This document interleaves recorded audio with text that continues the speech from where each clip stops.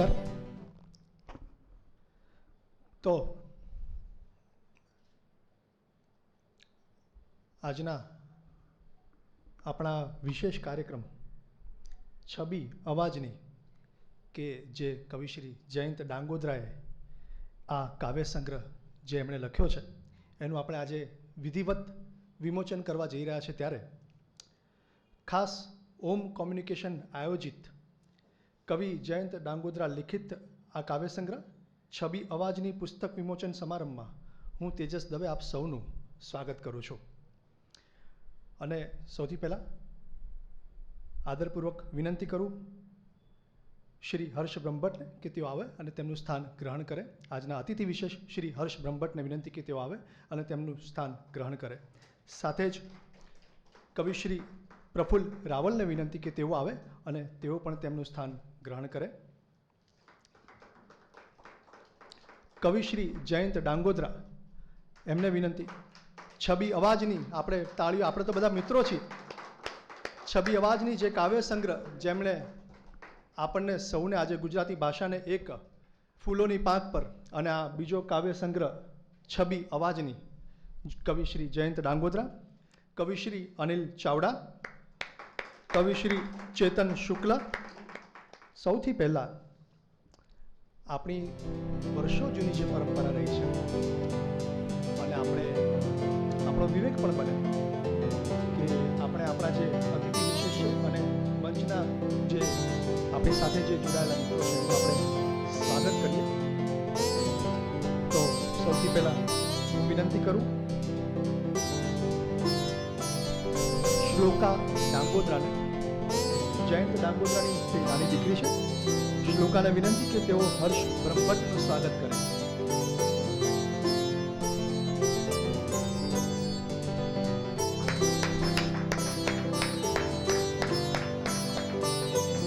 ત્યારબાદ હિમાની ડાંગોદરા, જયંત ડાંગોદરાની તેઓ મોટી દીકરી છે, તેમને વિનંતી કરું કે તેઓ પ્રફુલ્લ રાવલનું શ્રી પ્રફુલ્લ રાવલનું સ્વાગત કરે।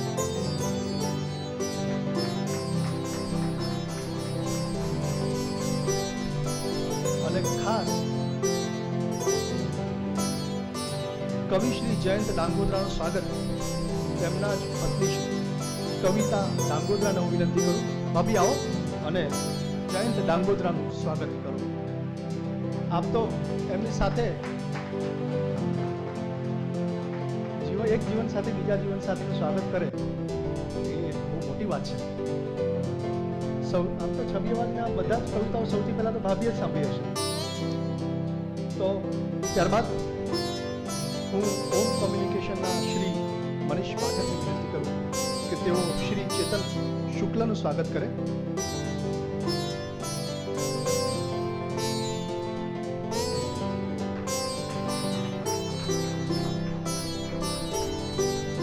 ત્યારબાદ મનીષ પાઠકને વિનંતી તેઓ અનિલ ચાવડાનું શ્રી અનિલ ચાવડાનું સ્વાગત કરે।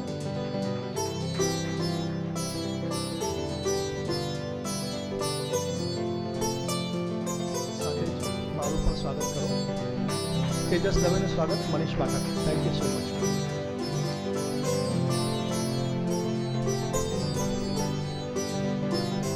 જાતુષ જોશી આપણી વચ્ચે આવ્યા છે। જાતુષ જોશીને આપણે તેમનું સ્થાન ગ્રહણ કરીને સાથે શ્રી મનીષ પાઠકને વિનંતી કે તેઓ શ્રી જાતુષ જોશીનું સ્વાગત કરે। સુરેન્દ્રનગરથી ખાસ મિત્ર કવિ શ્રી જયંત ડાંગોદરા માટે થઈને તેઓ આવ્યા છે। આનંદ કવિ તમે આવ્યા એનો તો ખાસ હું હોમ કોમ્યુનિકેશનની વાત સૌ પહેલાં તમારા સુધી પહોંચાડું કે છેલ્લા 8 વર્ષથી આપણી ભાષાના દિવંગત સાહિત્યકારોના જન્મદિન અને પુણ્યતિથિએ સાહિત્યિક વ્યાખ્યાનનું ઓમ કોમ્યુનિકેશન સતત આયોજન કરતું રહે છે। અને સાથે જ છેલ્લા 3 વર્ષથી શબ્દ જ્યોતિ શીર્ષક હેઠળ હયાત સાહિત્યકારોના જન્મદિવસની ઉજવણી પણ કરી રહી છે આ સંસ્થા। તો સાથે સાથે સાહિત્યના વિશિષ્ટ કાર્યક્રમો જેવા કે સાહિત્ય પંચામૃત, ગુજરાતી આત્મકથાના 150 વર્ષની ઉજવણી અને સંસ્કૃત પર્વનું પણ આયોજન આ સંસ્થા કરી રહી છે। અત્યાર સુધી આયોજન થયેલ આ તમામ કાર્યક્રમો આપણને યુટ્યુબમાં પણ જોવા મળી શકે છે. આ એક ખૂબ મોટું અને ભગીરથ કાર્ય છે જે ઓમ કોમ્યુનિકેશન કરે છે, કારણ કે એ રીતે જ આપણી ભાષાના કલાકાર, આપણી ભાષાના વક્તાઓ લોકો સુધી પહોંચે છે. અને હવે યુટ્યુબનું મોટું સબળ માધ્યમ મળ્યું છે કે ત્યાંથી પણ આપણી ભાષા અને આપણા જે કલાકારો છે એ લોકો પણ લોકો સુધી પહોંચે, વક્તાઓ લોકો સુધી પહોંચે. તો આ થઈ ઓમ કોમ્યુનિકેશનની ખાસ માહિતી. આપ ચોક્કસ યુટ્યુબ સર્ચ કરશો, તેમાં અલગ અલગ કાર્યક્રમો જોવા મળશે. પણ હવે મારે સીધા જ સાહેબ જયંત ડાંગોદરાના આ જે કાવ્ય સંગ્રહ છે એની વાત તમારા સુધી કરવી છે. અને આજે નક્કી કર્યું છે કે હું કાલે, કારણ કે મારી પાસે કાલે જ આ સંગ્રહ આવ્યો અને હું એમની કવિતાઓમાંથી પસાર થયો, તો પ્રફુલ્લભાઈ એવું થયું કે આખો કાવ્ય સંગ્રહ મેં કાલે જ વાંચી કાઢ્યો.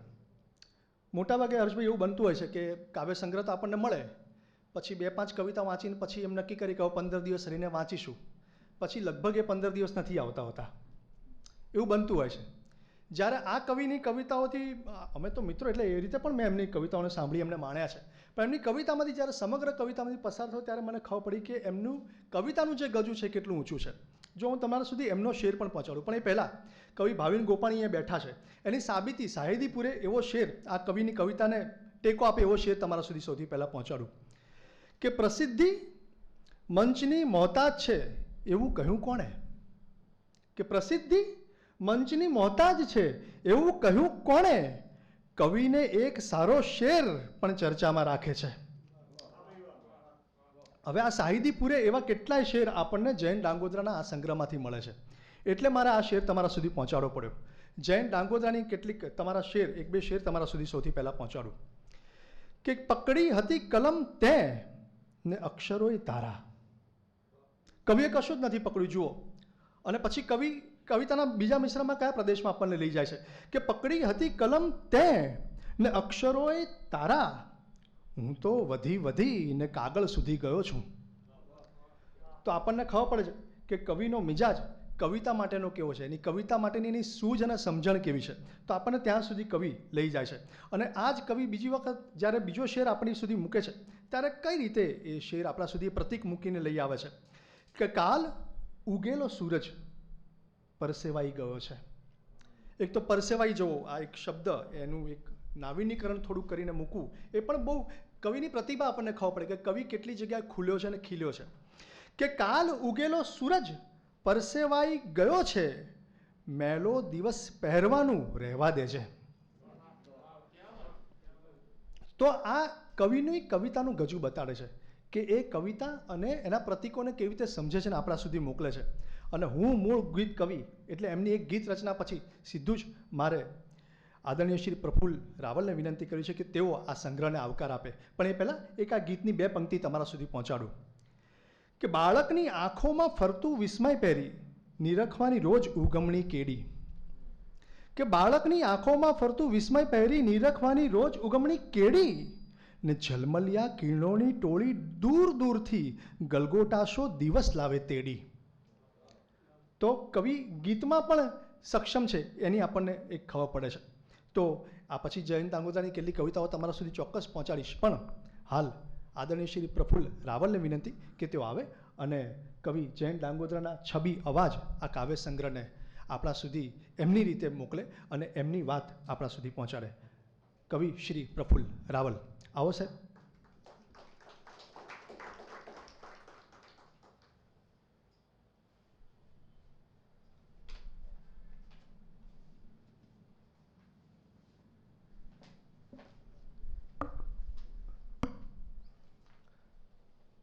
હર્ષભાઈ, જયંતભાઈ, જાતુષભાઈ અને આપ સૌ મિત્રો,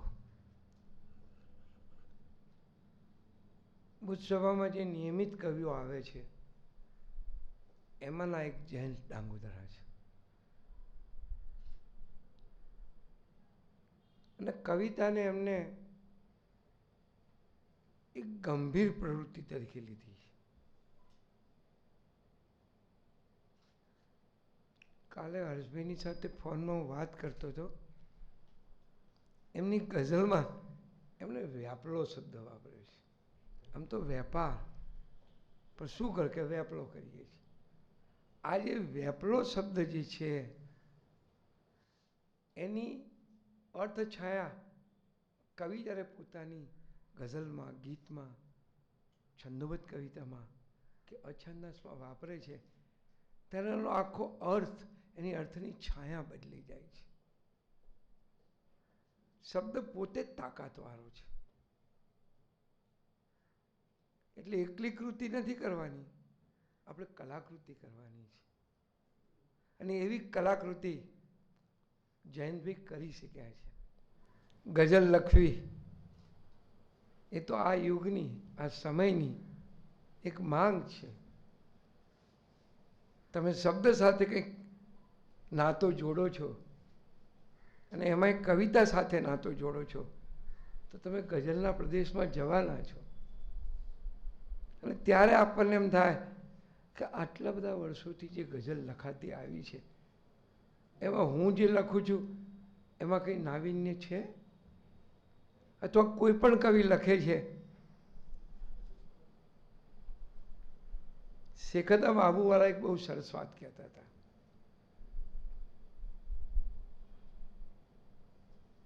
કે આ કાવ્યમાં, ગઝલમાં, સોનેટમાં જે શબ્દ છે ને એ કોઈ શબ્દ શબ્દકોશની બહારનો નથી, પણ અમે કવિ એને એવી રીતે ગોઠવીએ છીએ કે એમાંથી એક પ્રકારનું સૌંદર્ય ઉત્પન્ન થાય છે. તો અભિવ્યક્તિ શું છે? એક ને એક વાત. આ જયંતભાઈ એવી વાત કરે કે સમણાને લૂ લાગી છે. મને તો લાગે લૂ, તમારા બધામાંથી કોઈને લાગે, પણ સમણાને લૂ લાગી છે.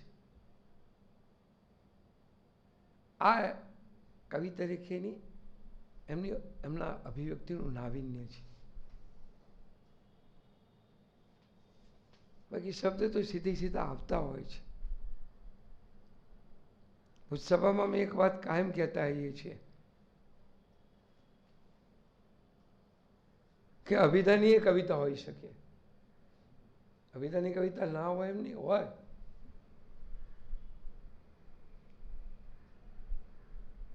પણ લક્ષણા અને વ્યંજના એનો વિકાસ છે. કોઈ કવિ એના પૂર્વસૂરી વગર ડગ માંડી શકતો નથી. એનાથી આગળ જતો રહી જુદી વાત છે, એની પ્રતિભાનો પ્રશ્ન છે, એના તપનો પ્રશ્ન છે. પણ પૂર્વસૂરી આપણી પહેલા જે કવિઓ થઈ ગયા છે, ભવભૂતિએ તો ઉત્તરામ ચરિત્રમાં લખ્યું છે કે પૂર્વના કવિઓને નમન કરી અને હું આગળ ચાલું છું. અમૃત આત્મની કલા એનો ઉમાશંકરે બહુ સરસ ઉપયોગ કર્યો છે.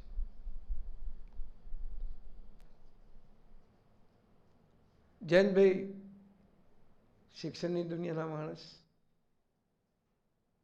સાથે સાથે એ ખેતી તો ખળબચડું છે. બધું સુષ્ઠું નથી, બધું જ સારું નથી. અને જે પરિસ્થિતિની અંદર મનુષ્ય મુકાય છે એ મનુષ્યમાંથી કલાકાર એટલે કે કવિ, કલાકાર એ અર્થમાં જે શબ્દ સાથે હાથ પડે, કોઈ ચિત્રકાર હોય તો એ પોતાની રીતે કરે.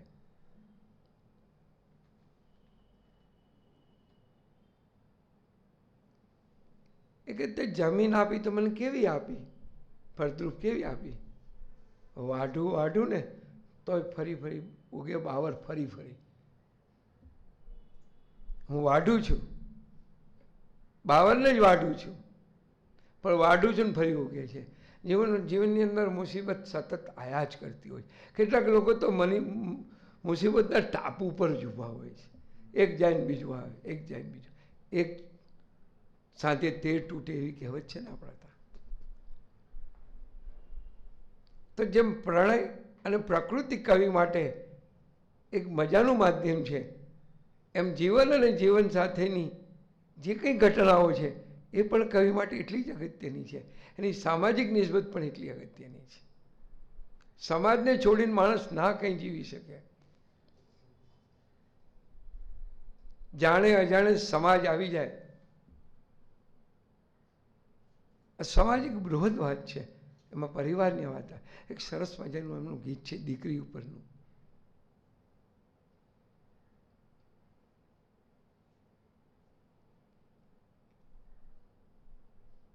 34 જેટલી આમાં ગઝલો છે.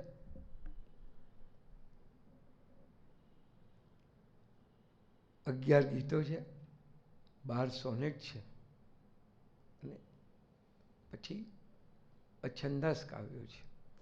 અછંદાસ કહેવું કે ગદ્ય કાવ્ય કહેવું, પણ બધામાં એમની ગતિ છે. એટલા માટે ગતિ છે કે કવિની વિકાસની ભૂમિ છે. જેને પોતાનો વિકાસ કરવો છે એટલે અવનવી રીતિ તો શોધવી પડે ને શોધવી જ પડે. એકલી ગઝલ તમે લખતા હોય તો એમાં પણ પ્રયોગો કરવા પડે. એકને એક વાત ભાવકને કે વાચકને કે શ્રોતાને ગમતી નથી, જુદી જુદી રીતે કહેવી પડે છે, અને એ અભિવ્યક્તિનું ચાતુર્ય છે. એક ઓર્થોપોડિક વોર્ડનું એમનું કાવ્ય છે. મને બાલમુકુંદનું ઓલું ઘર ખાલી કરતા કાવ્ય યાદ આવેલું એ વાંચતા. બધી જ નકામી વસ્તુ, જૂનું જાડું તૃથબસ્વરી, લક્ષ સાબુની ગોટી, બાલદી કુક કહાણી, આ બધાની શી જરૂર છે? જૂનું ઘર ખાલી કરતા બાલમુકુંદ બધું યાદ કરે છે, પણ છેલ્લી પંક્તિની અંદર કવિ એકદમ એનો પુત્રી યાદ આવી જાય છે, અને પુત્રી યાદ આવી જાય છે એટલે આખું સોનેટ છે ને એક નવું રૂપ આવી જાય છે. લોહુ કેરા મણિકા, આ પગ ઉપાડવા કવિ ગયા છે, અને જાણે કોઈએ પગને માં કોઈએ બાંધી દીધા હોય લોખંડ, અને પગ ના ઉપડી શકે એવી સ્થિતિ થાય છે, કારણ કે પુત્રની યાદ આવી છે. અહીંયા ઓર્થોપેડિકમાં આ કવિ શું કરામત કરે છે, એ સોનેટ છે, અને વસંત તિલકા છંદમાં છે. 4 કાવ્યો આ સંગ્રહમાં જયંતભાઈએ વસંત તિલકા છંદમાં કર્યા છે. કદાચ એમને વધારે ગમતો, ભાવતો અને ફાવતો છંદ છે. એ છંદમાં મજા પણ એ છે કે ગદ્યની નજીક જવા માટે પણ ખપ લાગે એવો છે. આપણા કવિ કાંતે એ છંદનો બહુ સરસ ઉપયોગ કર્યો છે. જામી ગઈ તરત ઘોર કરાલ રાત, સીધી ગદ્યની પંક્તિઓ એવું જ લાગે. જામી ગઈ તરત ઘોર કરાલ રાત, લાગી બધે પ્રસરવા પુરમાં એ વાત. તૂટેલ કો મૂર્ણમયી મટકી સરીખા, ભોકો થયેલ પગના ટુકડા ભરીને આવ્યા હતા સિવિલના દરબારમાં સૌ. એક્સિડન્ટ થયો છે. સ્નેહીજનોનું જરઠ પીડનું પોટલું લઈ, સ્નેહીજનોનું જરઠ પીડનું પોટલું લઈ, જ્યાં જ્યાં કરું નજર ત્યાં પગ પાંસળીઓ, ને હાથ જોવું ખુદથી અરગા થયેલા, જાણે કશી પણ નિસ્બત ના રહી હો આ શ્વાસ ને કણસતા તનની વચારે.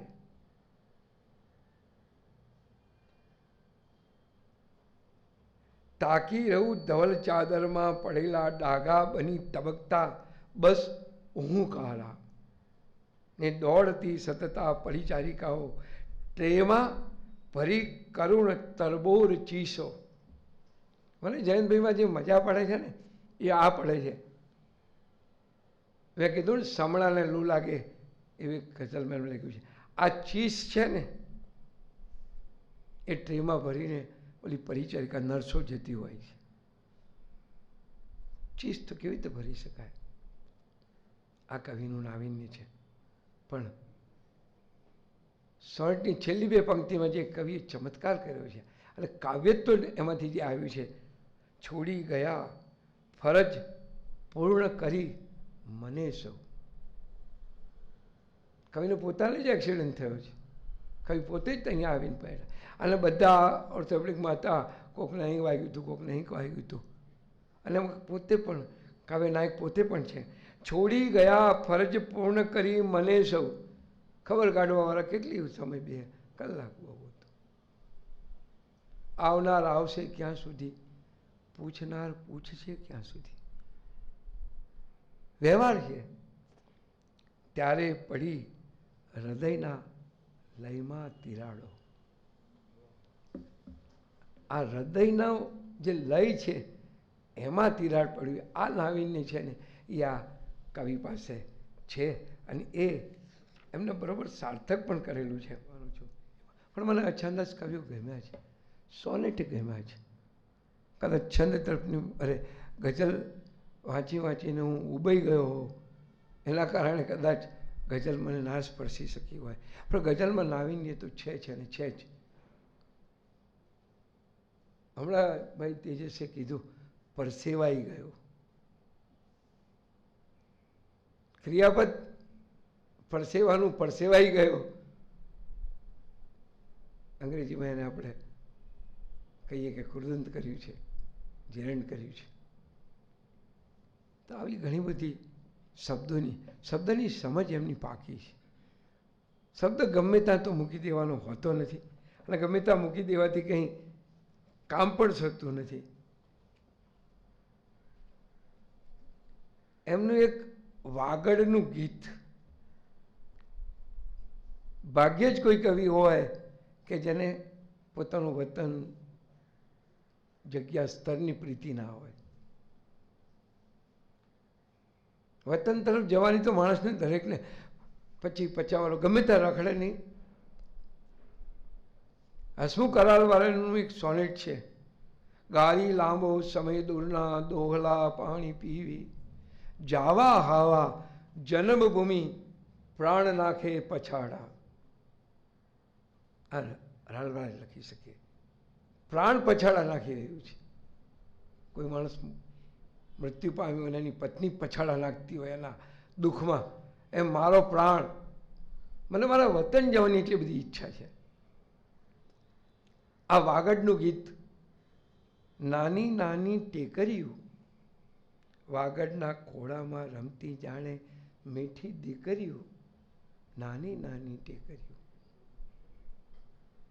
રણની રાંગો દેખાતી જે દૂર થકી લે લોડી, ચપટી છાંયો સંભાળીને બેઠી ત્યાં પેલુડી. રંગે ઉસર પટ ગુલાબી સુરખાબોની પરીઓ, નાની નાની ટેકરીઓ. તડકાનું પાનેતર પહેરી, સરસ પંક્તિ છે. તડકાનું પાનેતર પહેરી સાંઢળિયું વિહરતી, બરી ગયેલા જળને ધરતી અછોવાના કરતી. સાંજ પડે ને ગુસ્સારી લૂ પહેરી લે ઝાંઝરિયું, નાની નાની ટેકરીઓ. દૂરથી આપણું ગામ છે અથવા આપણને જે સ્થળ તરફ પ્રીતિ છે એનું આવું સરસ વર્ણન સ્વભાવોક્તિ અલંકારની બરોબર નજીક બેસે એવું વર્ણન એ કરી જાણે છે. એમના ગીત, એમના સોનેટ, મેં તો એમને એમ પણ કહ્યું હતું કે ગઝલ કરતાં ગીત અને સોનેટમાં કરો. અત્યારે છંદમાં કોણ લખે છે?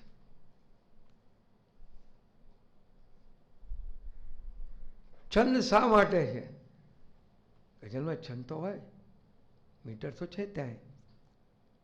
કવિની જે ઉર્મિ છે એ બહુ છકી ના જાય, એ કંટ્રોલમાં રહે, એના ઉપર કાબુ રહે, એના માટે છંદની જરૂર છે. હું જયંતભાઈની આ કાવ્ય સંગ્રહ, આમાં મેં એના વિશે લાંબો લેખ પણ કરેલો છે, તો એમને આવકારું છું. હજી પણ એમની પાસે ઘણી અપેક્ષા. એ ગદ્ય પણ સરસ લખે છે. થોડા પ્રવાસ નિબંધ એમને કર્યા, સરસ કર્યા છે. સૌ પહેલાં તો એમને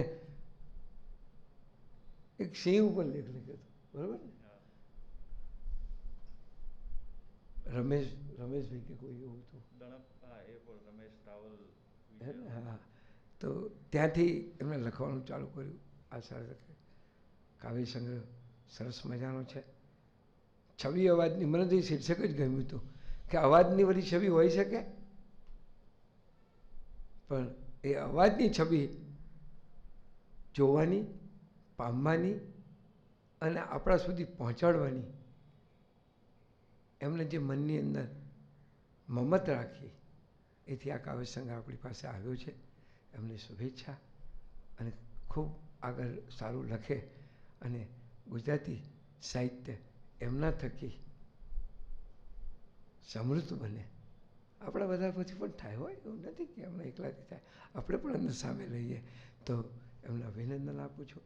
અને મનીષભાઈ આ કાર્યક્રમ ગોઠવ્યો એ માટે એમને પણ મારો તો સંયોગ એવો છે કે એમને કીધું કે તમારા કૃતિ પ્રકાશનમાં છાપીએ આપણે આ, મેં તો છાપીએ.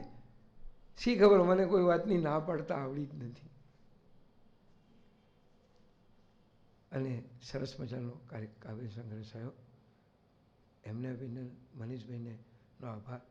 તેજસ, તારો આભાર એટલા માટે માનું છું, હું મારી જાતને કવિ નથી ગણતો, કવિતા લખું છું. પણ તે કવિ કીધો ત્યારે મને થયું કે ના સારું, હો આપણને કોઈ કવિ કહે છે ખરું, થઈ ગયું.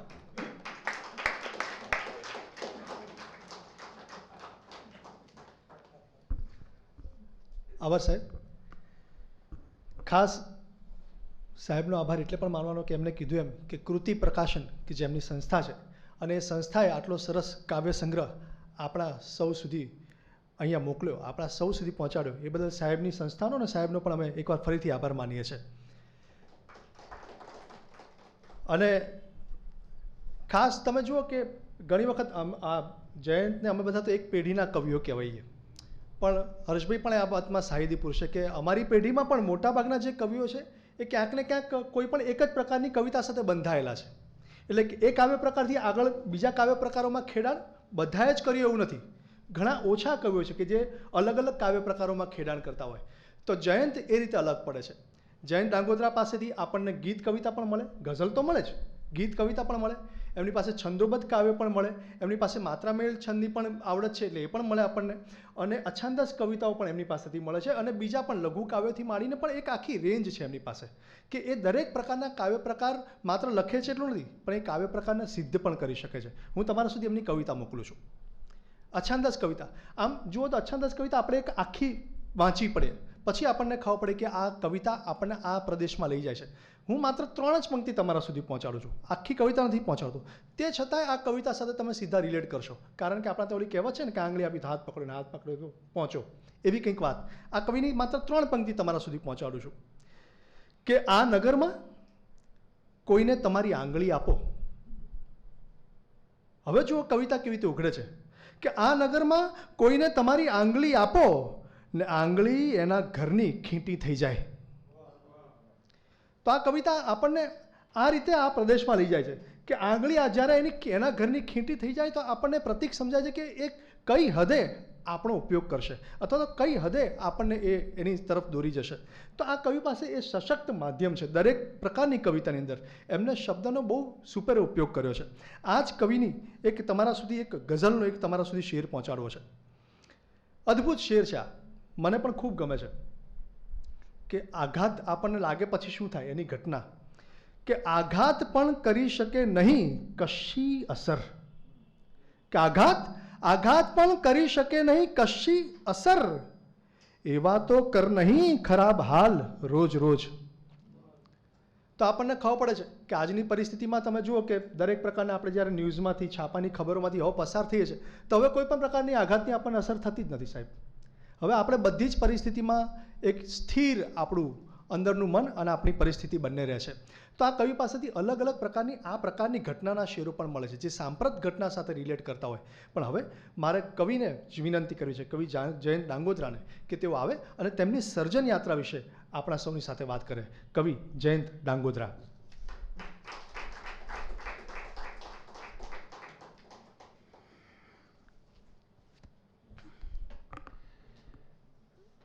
આદરણીય શ્રી હર્ષભાઈ, પ્રફુલભાઈ, જાતુષ, અનિલ, ચેતનભાઈ, તેજસ, ઇંગિતભાઈ, ભાવિનભાઈ, રાહુલભાઈ, ચિરાગભાઈ, હિમાની, શ્લોકા, કવિતા, પ્રતિક, કુણાલભાઈ, કાર્તિકભાઈ, લવભાઈ, યોગેશભાઈ અને મનીષભાઈ તો છે જ, રાગિણીબેન છે અને અમારા ગુરુજી પરીક્ષિતભાઈ અને આપ સૌ મિત્રો અને અહીંયા ઉપસ્થિત આપ સૌ.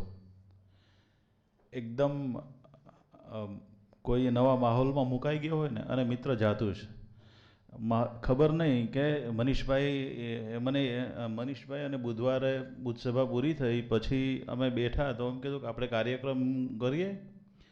તો આટલા શોર્ટ ટાઈમમાં તો કઈ રીતે થઈ શકે એમ, હજી તો આવશે સંગ્રહ, અને વિચાર્યું હતું કે એક સરસ આવી રીતના આમાં અહીંયા જ કરીશું એમ, પણ મેં કીધું પછી નિરાતે કરીએ એમ, અને કોઈને શોર્ટ ટાઈમમાં હું આવું એમ કઈ રીતે કહી શકું એમ. તો કે તું નહીં કરે તો અમે કરશું એવું એમણે એમ પણ કીધું. આ તો તને કહું છું એ કે એટલે પણ આજે અહીંયા આખો માહોલ જોયો તો મને અંદર હું પોતે ગદગદિત થયો કે મારા પણ હર્ષભાઈનો ફોન આવ્યો ત્યારે મને ખ્યાલ આવે છે કે હર્ષભાઈ આવી રહ્યા છે, તો મારા માટે આશીર્વાદ સમાન થયું. જાતુસ તો અહીંયા વાંચું છું ત્યારે મને ખબર પડે છે કે જાતુસ પણ આવે છે, ત્યાં સુધી એ પણ ખબર નહીં એમ. અને કૃતિ પ્રકાશન મારા સંગ્રહનું પ્રકાશન કરે છે, અને પ્રફુલ્લભાઈએ મને કવિતાના જન્મદિવસ નિમિત્તે આ ભેટ આપી, અને એ રીતે મને એક આનંદનો અવસર આપ્યો, બેવડો આનંદનો અવસર એમ. મેં કીધું હતું કે સાહેબ આ જો 8 તારીખે મળી જાય તો આપણે આ થઈ શકશે એમ, તો કે ના કરીશું જ કે. અને પ્રફુલ્લભાઈએ આટલી સરસ રીતે અને કેટલી વ્યસ્તતા વચ્ચે એમનું હું જાણું છું કે એ અહીંયા આવવું પણ એમના માટે આમ કષ્ટદાયક પડે છે હવે, તો એ વચ્ચેના ટાઈમમાં પણ એણે પ્રસ્તાવના પણ કરી, અને આ માટે જે પણ કરવું જોઈએ સંગ્રહ માટે એ બધું જ રશ્મિકાંતભાઈ અને એ બધા લોકો અહીંયા વાવસરભાઈ ને બધા મિત્રો છે તો એ પણ ક્યાંક ને ક્યાંક આમાં જોડાતા રહ્યા, અને એક સરસ મજાની સંગ્રહ અહીંયા આવ્યો છે મારી પાસે, અને આ માહોલ છે તો એનો પણ મને આનંદ, તો હું એ માટે પણ આપ સૌનો ખૂબ આભારી છું. અને મારી વાત મૂકું કે કવિતા સાથે જ્યારે કામ શરૂ થાય ત્યારે પહેલો તો એમ ધીરુભાઈ હમણાં જ હજી કીધું હતું કે તમે જ્યારે કોઈ સંગ્રહ આપો છો ને ત્યારે ખુલ્લા પડી જાઓ છો, પછી કંઈ આપણા હાથમાં રહેતું નથી કશું. આપણે જે આપી દીધું અને ગયું, પછી જેમને જે લાગે એ વ્યક્ત થાય, આપણે માત્ર સાંભળવાનું, એ જે કે એમાં પછી આપણે સુધારા કરી શકતા નથી, અને જે કહી જાય એમાં પણ આપણે એમને સુધારા કહેવા જઈ શકતા નથી. એટલે દરેક વસ્તુ આપણે ત્યાં આસપાસ ભેગી થાય પછી જે પણ હોય એ બધું જ. અને હવે આ મારો સંગ્રહ અહીંયા એ રીતે ખુલ્લો થયો છે, તો અને હું પણ આ બધી મારી આમ મનમાં એવી હોય કે આવું બધું થતું રહે, ઉહાપોહ જેને આપણે કહીએ છીએ, તો જ આપણે વિકસિત થતા રહીએ, આપણે કંઈક કામ કરતા રહીએ. અને જ્યારે પણ લખવાનું શરૂ થયું અને ત્યારે હું અને જાતુશ તો આમ બહુ જોડે જોડે નોકરી પણ અમે સાથે કરી, અને ઘણા બધા વર્ષો દૂર રહીને પણ નજીક અમે રહ્યા. અને ગઝલો વાંચવાનું થાય તો જાતુશની સાથે વંચાય એમ, કવિતા એને સંભળાવતો હોય ને કવિતા સાંભળતો હોય એવું બનતું હોય છે જનરલ. તો અમે એ રીતે જોડાયેલા હોઈએ ક્યાંક ને ક્યાંક કોઈ ને કોઈ રીતે. પણ એક શબ્દ જ્યારે લખ્યો ને ત્યારે તો જોડકણું લખ્યું હતું, અને ત્યારે અમે એમને કવિતા સમજી ગયેલા કે આપણે આ જે લખ્યું છે ને એ કવિતા છે એમ. અને પછી જેમ જેમ કવિતા લખતા ગયા એમ પાછળની કવિતાઓ પણ આપણને જોડકણા લાગવા લાગી કે ના ના હવે જે લખ્યું છે એ પાછળ જે અમુક ગયું છે એ પણ જોડકણા હતા. એમાંથી ધીરે ધીરે ધીરે ધીરે ધીરે વાંચન વધતું ગયું. મારો વિશેષ વાંચનનો રસ વિવેચનનો પણ ખરો, એટલે જેમ કવિતાઓ વાંચું એમ વિવેચન પણ સાથે સાથે વાંચી રહું. વાર્તાઓ અને નવલકથાઓ તો હમણાં વાંચવા લાગ્યો, ખાસ તો અનિલને કારણે. એ અનિલે અમુક પુસ્તક કીધું કે આ વાંચજે આ વાંચજે, એટલે વાર્તા નવલકથાઓ તરફ તો એમણે જ આપી હોય કે ભાઈ આ વાંચજે, તો એમ કરીને નવલકથા તરફ વાંચવાનું શરૂ થયું. પણ મૂળ રસ વિવેચન અને કવિતા તરફ વાંચવાનો. કવિતા ગમે તેવી ગંભીર હોય તો પણ વાંચું, અને ન સમજાય એવી હોય તો પણ વાંચું, અને વાંચી છે આખા વર્ષમાં કેટલી બધી વાંચી છે. દિગ્ગજ કવિઓની પણ વાંચી છે કે કદાચ એમને પણ હવે એવું લાગતું હોય કે આમાં ન સમજાય એવું ઘણું બધું છે છતાંય મેં વાંચી છે, એમાંથી હું પસાર થયો છું, અને એમાંથી પણ હું શીખ્યો છું કે આ કઈ રીતે કવિતા તરફ જાય છે, કઈ રીતે ટેકનિકો અપનાવે છે, એ કઈ યુક્તિઓ છે, કઈ પ્રયુક્તિઓ છે, અને એ દ્વારા હું મારી કૃતિનું સતત વારંવાર નવસર્જન કરતો રહું છું. મને એ કૃતિ વારંવાર જોવાનું ગમે. એ જોયા પછી એમાં મને કંઈક લાડ થાય, અથવા તો મને કોઈ કીધું હોય ધીરુભાઈ અને સભામાં મૂકીએ કૃતિ, અને મિત્રો વચ્ચે એમ કે અહીંયા નથી અહીંયા નથી અહીંયા નથી, તો એ કૃતિ જ્યારે પાછી આવે ત્યારે ઘરે જઈને ફરીથી વિચારવાનું થાય. બુદ્ધસભાનો માહોલ તો આપણો એવો હોય કે એક વખત કોઈ એમ કહે કે ના ના સ્વીકારી નથી, તો આપણે થોડા કામ થઈ જાય કે અરે સમજાતી જ નથી આપને, એવું કહેતા હોય. પહેલો પ્રતિભાવ આપણો આવો હોય. પણ ઘરે જાય ને ત્યારે ખ્યાલ આવે કે ના ના આપણને હજી આમાં ઘણું કરવાનું છે, અને પછી પાછા વળી ફરીથી એક કૃતિ ઉપર કામ કરીએ, એમાંથી નવા શબ્દો જોડે, અને ક્યારેક એપ્રોપ્રિએટ એકાદ શબ્દ સરસ રીતે એવો આવી જાય કે આખી વાતને નવી રીતે મૂકી આપે. અને એ કામ વારંવાર આ બુદ્ધસભા અને શનિસભામાં પણ થયું છે. એ પેલા પથ્થર ઉપર ટકોરા મારીએ ને ત્યારે જે ઘડતર થવું જોઈએ ને, એ આ શનિસભા અને બુદ્ધસભાના મિત્રો ટકોરા મારી મારીને, હથોડા મારી મારીને એ ઘડતા રહે છે. એ પેલા જે વધારાના જે કંઈ હોય ખાણા ખૂચ્યા એ બધા કાઢતા રહે છે, અને એના કારણે એ વાત આ શનિસભા અને બુદ્ધસભાના મિત્રો પણ એ ક્યાંક ને ક્યાંક અમારી રચનાઓ સાથે એ જોડાયેલા છે, અને મને એમનો પણ ખૂબ લાભ મળ્યો છે. મિસ્કિન સાહેબ અને ચીનુ મોદી સાહેબ, કે એ જ્યારે હતા ત્યારે એમની થોડાક અગાઉ આવી જાય વહેલા, તો એમની સાથે બેસવાનું થાય, વાંચીએ, અને એમના દ્વારા કંઈક ને કંઈક આપણને નવા સુઝાવો મળતા રહે. એક વખત મેં કૃષ્ણ કવિતા લખેલી અને ચીનુ કાકાને બતાવી. મને કહે કે તારું કામ નહીં, મૂક દે, આ કરતો નહીં, કે તું જે કરતો એ કરજે મને કે. અને મને આનંદ થયો કે પછી હું જે કરતો હતો એ જ મેં કર્યું. એટલે હું ના ચડ્યો કે ભાઈ આજે આ દિવસ કે આ જે હોય એમ જેમને ફાવટ હોય એની વસ્તુ અલગ છે, પણ એણે મને બહુ સ્પષ્ટ કીધું કે તારું આ કામ નથી, તું જે કરે એ જ કરજે. અને એટલે પછી મને એમ થયું કે ના, આપણે જે કરતા હોઈએ, કરતા હો સો કીજીએ ઓર ન કીજીએ કગ, એટલે આપણે આપણું જ કરવું. એટલે મેં એ રીતે મારી કવિતા તરફ એ ધ્યાન આપ્યું, અને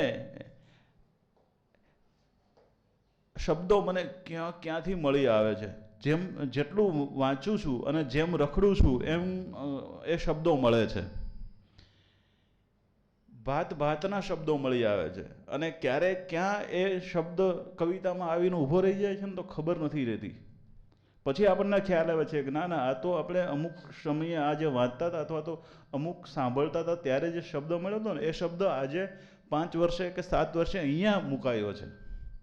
એટલે એ જે આનંદ છે એ આ શબ્દ સાથેનો આનંદ છે, કે એ કશું જ એળે જતું નથી, આપણે કહીએ એમ. એ જ્યાં પણ હશે ત્યાંથી જ્યારે કંઈક કામ કરવાનું થાય ત્યારે આપણામાં ઉગી નીકળે છે. અને એ ઉગી નીકળેલો શબ્દ એ સોનેટમાં કે અછાંદસમાં કે ગઝલમાં કે ગીતમાં, અને જ્યાં જ્યાં પણ કામ કરવાનું થયું, જે શરૂઆત થઈ જે માહોલની, એ માહોલમાં પછી હું ગયો છું.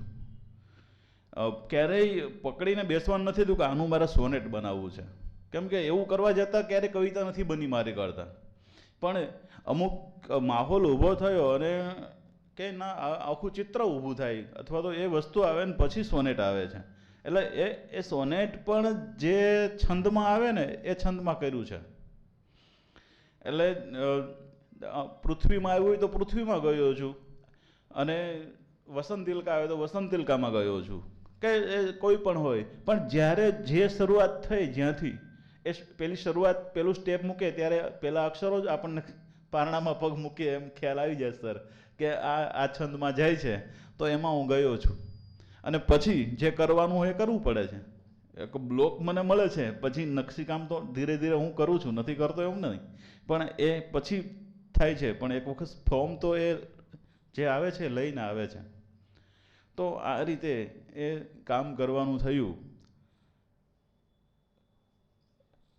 સાથે નિબંધો અને વિવેચનો વાંચતા વાંચતા પણ મને મારી ભાષાનું ઘડતર કરવાનું મળ્યું. એમ ખેતી તો ખરી જ, અથવા તો ખેતી અને મજૂરી પણ ખરી.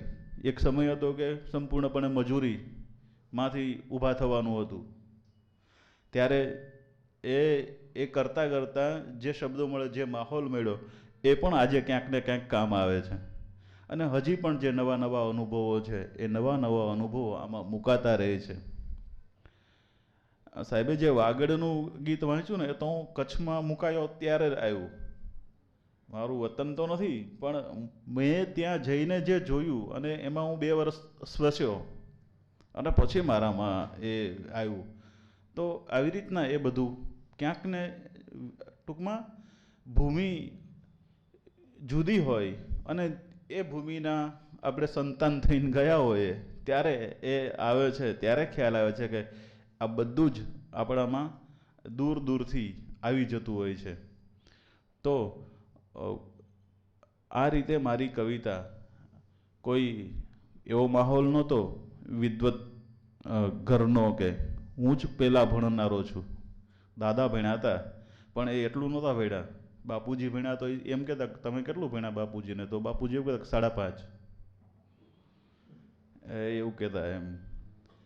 એટલે અને પછી હું ભણ્યો અને પછી આ નીચેની ધરતીમાંથી આમ ફરતા ફરતા ફરતા ફરતા આ બધું આવ્યું અને કામ કરતા ગયા. શબ્દ આવ્યો, નોકરી આવી અને નોકરીમાંથી પણ જે તે જગ્યાએથી. અને એ મને આનંદ આવે છે કે બ્રહ્મભટ્ટ સર મને ઘણી જગ્યાએ આ રીતે પણ રાજયોગમાંથી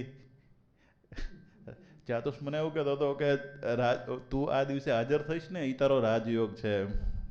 તો એ રાજયોગમાંથી પછી મને આ ખરેખર રાજયોગમાં પણ લઈ આવવાનું કામ બ્રહ્મભટ્ટ સર પણ કરતા હોય. એટલે એક રાજયોગમાં મુકાઈએ અને એક રાજયોગમાં પાછા આવીએ એવું પણ બને એમ. તો કંઈક ને કંઈક આ શબ્દએ બને આ કવિતા સાથે જોડીને આ બધા જ અનુભવોએ મારું આ કામ કર્યું. મારે વાત એ કરવી છે કે શબ્દ છે એ જ્યારે આપણી પાસે આવે છે તો કઈ રીતે આવે છે, શું લઈને આવે છે, કેવી અપેક્ષા સાથે આવે છે. આપણે જે મૂકવું છે એ મૂકી દઈએ એમ આવે છે? ના, એમ નથી આવ્યો મારી પાસે. મારા આમાં મેં જેમને અર્પણ કર્યું છે, મારા આતા અને આઈ, જેને નાના નાની અમે કહીએ છીએ, એ નાના નાનીને અમે આતા આઈ કહીએ છીએ. તો એ આતા પાસે વ્રજલાલ શાસ્ત્રીની એક બુક હતી. પછી મેં ટોપીવાલા સાહેબનું વિવેચનનો અનુબંધ એ વાંચતો હતો ત્યારે એમાં બીજો જ લેખ વ્રજલાલ શાસ્ત્રીનો આવ્યો. એટલે લગભગ 20-25 વર્ષ પછી મારું ગતિ પાછળ ગઈ અને મેં મારા મામાને પૂછ્યું કે આ વ્રજલાલ શાસ્ત્રીનું પેલું ટોપી ને એવું બધું છે આપણી પાસે અત્યારે? તો એણે જોયું તો કે હા, એક પુસ્તક છે અમર ચરિત્ર કે એવું કંઈક. તો મને એમ થયું કે આ શબ્દ આ રીતે પણ આવ્યો છે એમ. અને મને ફરીથી આમ ધ્યાનમાં આવે કે મેં આ તો મેં વાંચ્યું હતું. અને ભણતી વખતે પણ ભણવાનું જુદું કર્યું. સાયન્સ ભણતો હતો સર, તો કોઈએ મને એવું કીધું કે ઇન્ડિયન ફિલોસોફી બહુ સરસ પુસ્તક છે 12મા ધોરણમાં. એટલે હું ઇન્ડિયન ફિલોસોફી લઈ આવ્યો ડૉક્ટર રાધાકૃષ્ણનનો. અનુવાદ હતો એટલે પૂરો વંચાયો હતો નહીં, કેમ કે 12મા ધોરણમાં એ ઇન્ડિયન ફિલોસોફી કઈ રીતે વાંચી શકાય.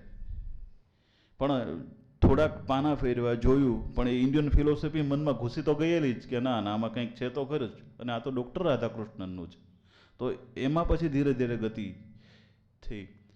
એ જ વર્ષોમાં મામાએ કીધું કે લાઇબ્રેરીમાં જવું જોઈએ, વાંચવું જોઈએ, અને આમ મોટા મોટા પુસ્તક હોય ને એની ઉપર જ ધ્યાન જાય પહેલાં તો આપણું, એટલે તો જ આપણે પંડિત કહેવાય ને. એવું મનમાં ભૂલ થઈ ગયેલી એમ કે આવા મોટા થોથા વાંચવાના, અને લોકો આમ જોવા જોઈએ કે આ છોકરો આવડા થોથા વાંચે છે. તો એમાં સાહેબ એક પુસ્તક મળ્યું, વોર એન્ડ પીસ, જયંતિ દલાલને એમનું જે અનુવાદિત, એટલે 1000 પાત્રો એમાં. શું યાદ રહે આપણને એ વખતે. પણ પછી ધીરે ધીરે વોર એન્ડ પીસનું પૂરું તો ન વંચાયું, પણ વોર એન્ડ પીસ ઉપર જ્યાં જ્યાં પણ પછી લખાય તો તરત ધ્યાનમાં આવે કે વોર એન્ડ પીસ ઉપર આ લખાયું છે, આ થયું છે, આ છે. પછી મારું દાગેસ્તાન હાથમાં આવ્યું છે, રસૂલ સમજાવતોનું, અને એ જોઈને તો આનંદ થઈ ગયો. અને એ તો પૂરું વંચાયું છે. ત્યારે તો સમજણ આવી ગયેલી થોડીક વાંચવા માટેની. દાગેસ્તાન વાંચ્યું તો આનંદ થઈ ગયો. અને એમ કરતાં કરતાં કવિ કોને કહેવાય એ મને દાગેસ્તાનમાંથી પણ ખબર પડી કે કવિનો સ્વભાવ શું હોય, કવિ શું કરતો હોય છે એમ. અને એ રીતે આ બધા જ પ્રવાહોમાંથી પસાર થતાં થતાં હું અહીંયા તમારી સામે ઊભો છું, અને આ બધા જ મિત્રોની સાથે ખૂબ હસી ખુશી અને મોજ મસ્તી. અને આજે પહેલી વખત મનીષભાઈને કારણે અમે ખભે હાથ મૂકીને ફોટા પડ્યા છે, લગભગ 47 વર્ષની આસપાસ, 46 વર્ષની લગ્ન પછી. એટલે કોઈ એમ કહે કે તમે ગંભીર કેમ છો, તો હું ગંભીર છું જ.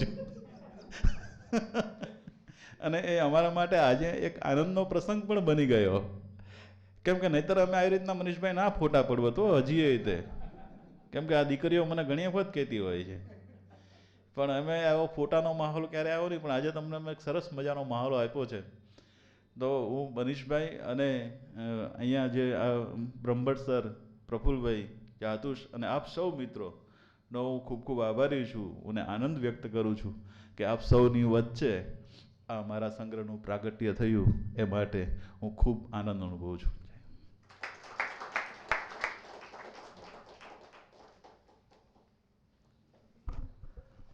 આભાર કવિ. અને કવિએ કીધું એમ એમની કેફિયતમાં તમે જુઓ કે એમણે જ કીધું કે ખાસા ઘણા પુસ્તકોમાંથી પસાર થયા છે, અને આ પસાર થવું બહુ અગત્યનું છે. ત્યારે તમારી પાસે એ ચોક્કસ પ્રકારનું શબ્દ ભંડોળ આવે, અને એ પછી તમે કવિતામાં એ શબ્દને બીજી રીતે પણ પ્રયોજી શકો, અને ત્યારે એ કવિતા સાર્થક થાય. એટલે મને પણ હંમેશા એવું લાગ્યું છે કે જો વાંચન થોડુંક પણ વધારે હોય કવિનું, તો એની પાસે શબ્દ ભંડોળ વધી શકે, અને એ રીતે પછી એ કવિતાના અલગ અલગ પ્રકારોમાં કદાચ કામ કરી શકે. પણ હવે આપણે જેના માટે ભેગા થયા છે, હું આદરણીય શ્રી હર્ષ બ્રહ્મભટ્ટને વિનંતી કરું, અતિથિ વિશેષ શ્રી હર્ષ બ્રહ્મભટ્ટને વિનંતી કરું કે તેઓ છબી અવાજની આ પુસ્તકનું તેમના હસ્તે વિમોચન કરે, અને આપણે સૌ આ પુસ્તકના વિમોચનમાં જોડાઈએ, અને તાળીઓના પૂરા આવકાર સાથે આખી એ ઘટનાને આપણે આવકારીએ. આવો સાહેબ.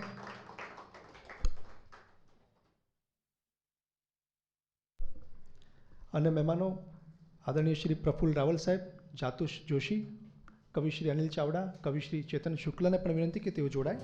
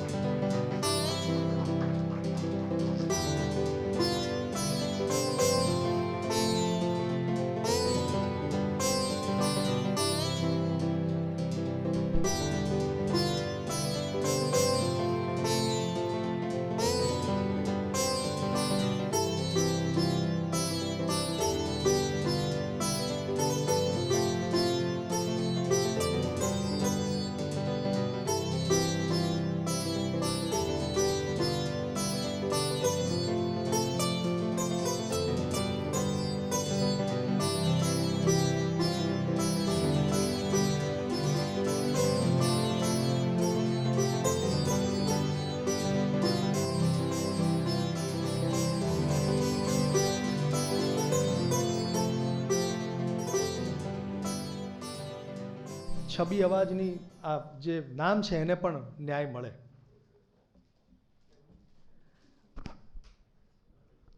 અને હવે અતિથિ વિશેષ શ્રી કવિ શ્રી હર્ષ બ્રહ્મભટ્ટને વિનંતી કે તેઓ પ્રસંગોચિત તેમની વાત આપણા સુધી પહોંચાડે. કવિ શ્રી હર્ષ બ્રહ્મભટ્ટ.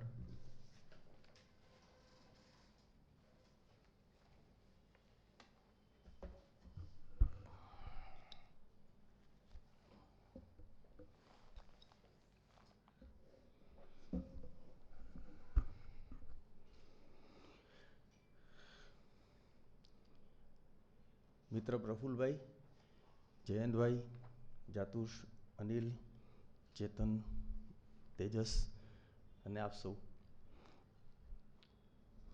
ગઈકાલે જ મનીષભાઈનો ફોન આવ્યો કે આવું એક પ્રયોજન છે અને એક કાર્યક્રમ કરવો છે. એટલે એ વખતે પુસ્તક પણ નહોતું એમની પાસે, એટલે મને હું પીડીએફમાં તમને મોકલું છું. એટલે એક પુસ્તકની 2 રકમ નકલ હોય ને એનું જેટલું ખર્ચ હોય એટલું મને ઝેરોક્સ કરાવવામાં થઈ ગયું, પીડીએફમાંથી કોપી પ્રિન્ટ કરાવવા.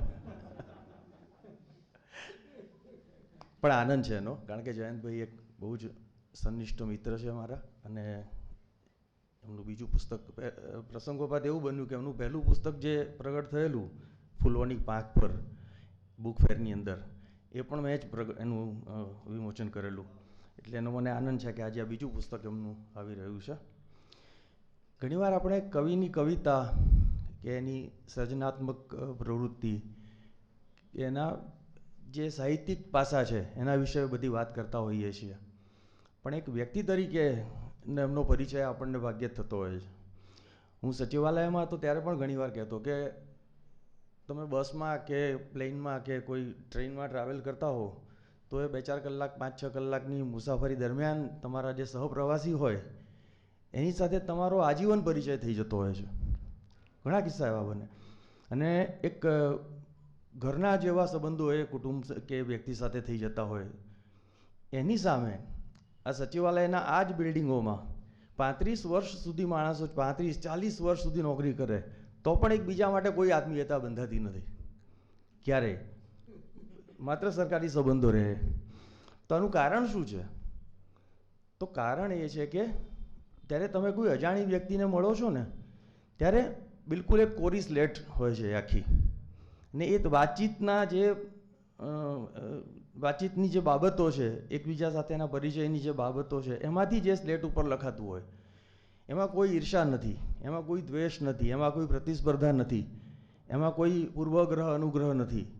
તો આ બધા કારણોસર એ જેમ આપણે સ્કૂલ કે કોલેજનો કે બાળપણના જે મિત્રો હોય એનો સંબંધ કાયમી હોય, નિસ્વાર્થ સંબંધ હોવાના કારણે, એવી રીતે આ હોય. તો જયંતભાઈ સાથેનો પણ મારો સંબંધ, મારો પરિચય આ પ્રકારનો જ એક પરિચય છે.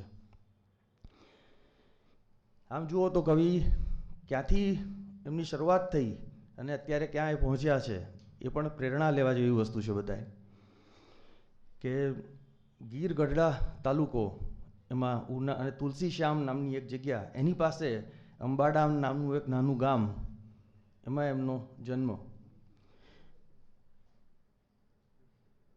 એવા નાનકડા ગામમાં શિક્ષણ પ્રાપ્ત કરવું, ભણવું, સંસ્કૃત જેવા વિષય સાથે BA કરવું, B.Ed કરવું અને શિક્ષકની નોકરી મેળવવી પોતાની જાતે આપબળે, તો આ એક જીવનની શરૂઆતનું બહુ જ મહત્ત્વનું પાસું છે, જે હું માનું કે બહુ ઓછા લોકો કરી શકતા હોય છે. કારણ કે વાતાવરણને કારણે એ જુદી દિશામાં જતા હોય છે લોકો, જેને કહેવાય ને ડિસ્ટ્રેક્શન થઈ જાય એની લાઈફનું. તો એવું ન થાય અને તમે પ્રોપર ડિરેક્શનમાં જઈ શકો એ પણ એક મોટી બાબત હોય છે. તો એ જયંતભાઈના કિસ્સામાં બની. બોટાદમાં શિક્ષક તરીકે એમણે શરૂઆતમાં કામ કર્યું. પછી શાહીબાગ શાળા નંબર 6માં અહીંયા અમદાવાદ મ્યુનિસિપલ નગર પ્રાથમિક શિક્ષણ સમિતિની શાળામાં કામ કર્યું. કચ્છની અંદર પણ એ પ્રિન્સિપાલ તરીકે હતા, હમણાં એમણે વાત કરી ત્યારે એ પ્રમાણે. અને હવે અત્યારે એ નાયબ જિલ્લા પ્રાથમિક શિક્ષણાધિકારી તરીકે કામ કરી રહ્યા છે ગાંધીનગર ખાતે. તો એક આખું એક સર્કલ તમે જુઓ ક્યાંથી ક્યાં શરૂ થયેલું, ક્યાં પૂરું થાય છે, જ્યાં સુધી માણસની કારકિર્દીને સવાલ છે ત્યાં સુધી. તો જીવનમાં એક બહુ જ નાનકડી રિમોટ જગ્યા ઉપર જેનો જન્મ થયો છે એ વ્યક્તિ આવા સ્થાન ઉપર પહોંચી શકે એ બાબત સૌથી મહત્ત્વની ને પ્રેરણા લેવા જેવી છે. સાહિત્યમાં પછી એમણે ઘણું બધું કામ કર્યું. આ સરસ 2 પુસ્તકો આપણને આપ્યા. અને મેં તો એમનું આગળનું પહેલું પુસ્તક જે છે ફૂલોની પાંખ પર મેં જોયેલું, બધી સરસ ગઝલોમાં આપણને ઘણી બધી સરસ ગઝલો જોવા મળે. એમણે એક સંપાદન પણ કર્યું છે ગુજરાતીમાં એમના વિષયની સાથે જેનું અનુસંધાન છે એવા વિષય ઉપર, કે ટીચર, પેરેન્ટ્સ એન્ડ ચાઇલ્ડ એવું એનું ટાઇટલ છે. ગુજરાતીમાં છે પુસ્તક, પણ એની ઉપર એમણે સંપાદન કર્યું છે શિક્ષણને લગતા વિષયને લઈને. આ કવિ છે એનું ભાષા ભંડોળ તમને દેખાય છે પુસ્તકોમાંથી, અને એના કારણોમાં મને એમણે તો પોતે કહ્યું જ, પણ હું પણ એક અવલોકનથી કહી શકું કે અનેક સ્થળોએ રહ્યા ગ્રામ્ય જીવનનો અનુભવ એમને છે, શહેરી જીવનનો અનુભવ છે, વ્યવહાર જગતનો અનુભવ છે, શિક્ષણ ક્ષેત્રનો અનુભવ છે, સરકારી કામગીરીનો અનુભવ છે. તો આ બધા જ પાસાઓને કારણે પુસ્તક એમણે વાંચ્યું, પણ જો વાંચવું એ તો સૌથી મહત્ત્વની વસ્તુ છે. આમાં કોઈ કહેવાનો મુદ્દો જ નથી. જે પોતે કવિતા લખે છે કે કોઈ પણ પ્રકારનું સાહિત્ય સર્જન કરે છે એને ખબર છે કે જો તમે તમારું વાંચન વિશાળ નહીં હોય, જો તમે ખૂબ બધું વાંચ્યું સમજ્યું નહીં હોય, તો તમારી ખૂબ મર્યાદાઓ રહેવાની, અને તમે જે કંઈ લખશો ને એમાં મર્યાદાઓ પ્રગટ થવાની. તમારા શબ્દો 400-500થી આગળ નહીં વધે તમે લખો ત્યારે. એ પછી કોઈ પણ ભાષા હોય, અંગ્રેજી હોય, ઉર્દૂ હોય, ગુજરાતી હોય, કંઈ પણ હોય. વિસ્તર્યું એમ એમને વધારે શબ્દ ભંડોળ પણ એમનું વધ્યું. તો એક મહત્ત્વની વાત છે, આટલું વાંચવામાં રસ લેવો એ સૌથી અત્યારે આપણને વાંચવામાં રસ નથી, આપણને લખવામાં રસ છે. આપણે વાંચવું કંઈ નથી, લખીને નાખવું છે સીધું, અને એને કારણે પ્રશ્નો છે. પછી આપણે આ સોશિયલ મીડિયા ઉપર ને બધે કવિ બની જઈએ એ અલગ મુદ્દો છે. પણ જ્યાં સુધી તમે શ્રેષ્ઠ કવિઓ, લેખકો, નવલકથાકારો, નિબંધકારો, વિવેચકો, સાહિત્યકારોની કૃતિઓ વાંચો ને, એને પણ વિશ્વ સાહિત્યની પણ ઇવન, ત્યાં સુધી તમને એ જે તમારી જાત ઉપરનો આત્મવિશ્વાસ છે, જે કોન્ફિડન્સ છે લખવાનો, એ નહીં આવે. જયંતભાઈ ઘણું વાંચ્યું એનો પણ એમને ફાયદો છે. એટલે જ એમાં તમે જુઓ શબ્દ વૈવિધ્ય તમને જોવા મળશે. તળપદા શબ્દોથી માંડીને આધુનિક શબ્દો સુધીની બધી જ વસ્તુ એમાં આવરી લેવાઈ હોય એવું તમને લાગે. એમની અભિવ્યક્તિ પણ એવી બળકટ છે. છંદની તમે ગઝલો જુઓ એમની, તો છંદની પણ એમની સમજણ છે પાકી. ઘણા લોકો લખે પણ એમાં ક્યાંય બધા 10 જાતના છંદ એમાં તૂટતા હોય ગઝલમાં, એ સ્વીકારે નહીં આપણે કહીએ તો પછી. તો એ પણ એક સારી વસ્તુ છે. ને એમણે એક સારું કામ એ કર્યું આ પુસ્તકમાં કે માત્ર ગઝલો ઉપર ધ્યાન કેન્દ્રિત કરવાને બદલે બીજા કાવ્ય પ્રકારો ઉપર પણ એમણે ધ્યાન આપ્યું. અછાંદસ રચનાઓ છે, છંદોબદ્ધ કાવ્યો છે, વસંતિલકા, હરિણી, શિખરિણી, પૃથ્વી વગેરેમાં કાવ્યો છે, સોનેટ છે બધા. તો એને કારણે એક આપણને વાંચવા માટે પણ સરસ મજા પડે, વૈવિધ્ય મળે, એવું એ પુસ્તક આ થયું છે.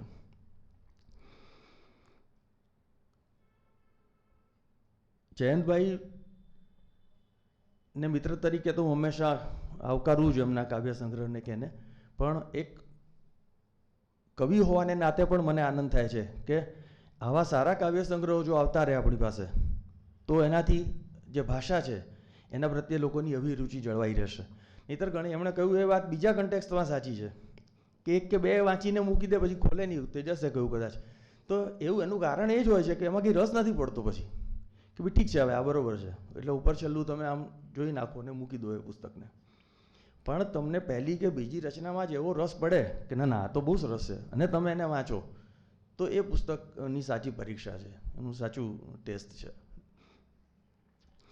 બાકી તો એવું છે કે, અને બીજો એક મુદ્દો એ પણ છે કે નવા જે આપણા કવિઓ છે એમની ફરિયાદ હોય છે કે આ જે બધા પ્રસ્થાપિત કવિઓ છે એમને આગળ આવવા દેતા નથી, અમને મંચ મળતું નથી, આમ થતું નથી, કવિતાઓ અમારી કોઈ છાપતું નથી, લેતું નથી વગેરે. પણ એવું હોતું નથી. તમે જુઓ કેટલાય નવા ચહેરાઓ તમને જોવા મળ્યા કે જે આજે પ્રસ્થાપિત કવિઓની સમકક્ષ ઊભા છે. ઘણા નામો દઈ શકાય એમાં અત્યારે, તો અહીંયા જ બેઠા છે એમાંના. તો એવું નથી હોતું કે કોઈને પણ કોઈ વ્યક્તિ આગળ ન આવે એમાં રસ હોય, બધા જ આગળ આવવા જોઈએ. સારું, માત્ર એટલી વાત છે કે સારું લખાવવું જોઈએ, ને જે લખાય છે એ લોકોમાં સરસ રીતે પહોંચવું જોઈએ. આ 2 બાબતો હોય. તો જયંતભાઈ આજે એ કક્ષા સુધી પહોંચ્યા, એમણે સરસ પુસ્તકો આપણને 2 આપ્યા છે, એ બદલ એમને આપણે અભિનંદન આપીએ. આજે એમના નવા પુસ્તકને પણ આવકારીએ, અને ફરી ખૂબ સરસ આવું લખતા રહે. ગદ્ય ઉપર પણ એ કામ કરે, એ લખી શકે છે ગદ્ય, તો ગદ્યમાં પણ એમણે કામ કરવું જોઈએ. તો બધી રીતે જે સાહિત્ય પ્રકારો છે એમાં સતત કામ કરતા રહે, આપણને નવા પુસ્તકો આપતા રહે, એવી શુભેચ્છાઓ.